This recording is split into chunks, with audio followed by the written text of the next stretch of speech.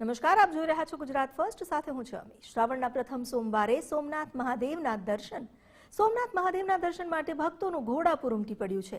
વહેલી સવારથી જ હજારોની સંખ્યામાં શિવ ભક્તો સોમનાથના દ્વારે પહોંચ્યા। સમગ્ર મંદિર પરિસર હર હર મહાદેવના નાદથી ગુંજી રહ્યું છે। સોમનાથ ટ્રસ્ટ દ્વારા દર્શનાર્થીઓ માટે સુચારુ વ્યવસ્થા કરવામાં આવી છે। ગુજરાત માટે તો શ્રાવણનો પહેલો સોમવાર છે, તેની સાથે સાથે પ્રથમ જ્યોતિર્લિંગ સોમનાથમાં દેશભરમાંથી આ શ્રાવણ મહિનામાં દર્શન માટે ભાવિકો ઉમટી રહ્યા છે।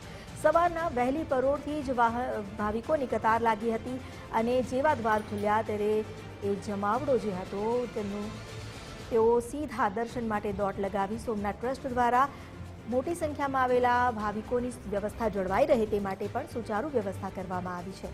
શ્રાવણના પ્રથમ સોમવારે મહાદેવના દર્શનનો લાભ લેવા લાખો ભક્તો ઉમટ્યા છે।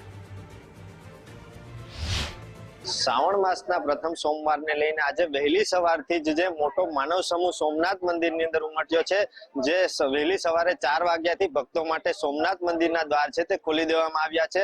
સાથે આજે સોમનાથની અંદર શ્રાવણ મહિનાના પ્રથમ સોમવારને લઈને એક માનવ સમૂહ છે જે મોટો ઉમટ્યો છે, જેને લઈ અને સોમનાથ ટ્રસ્ટ દ્વારા સુચારુ વ્યવસ્થા કરવામાં આવી છે। બીજી બાજુ આજે વિશેષ પૂજાઓ ખાસ કરીને સોમવારને લઈને કરવામાં આવે છે। આજે સોમનાથ દાદા નગર ચર્ચાએ નીકળતા હોય 9:30 કલાકે સોમનાથ દાદાની જે પાલખી યાત્રા યોજાશે। આજે પાઘ પૂજા પણ કરવામાં આવશે। આજે 4 વિશેષ ખાસ પૂજાઓ કરવામાં આવશે, અલગ અલગ શૃંગારો દાદાને કરવામાં આવશે। સાથે ભાવિકો જે મોટો સમૂહ ઉમટ્યો છે જેને લઈ અને ખાસ સોમનાથ ટ્રસ્ટ અને સ્થાનિક વહીવટી તંત્ર દ્વારા પણ સુચારુ વ્યવસ્થા કરવામાં આવી છે। ચેતન અપરનાથી, ગુજરાત ફર્સ્ટ, ગીર સોમનાથ।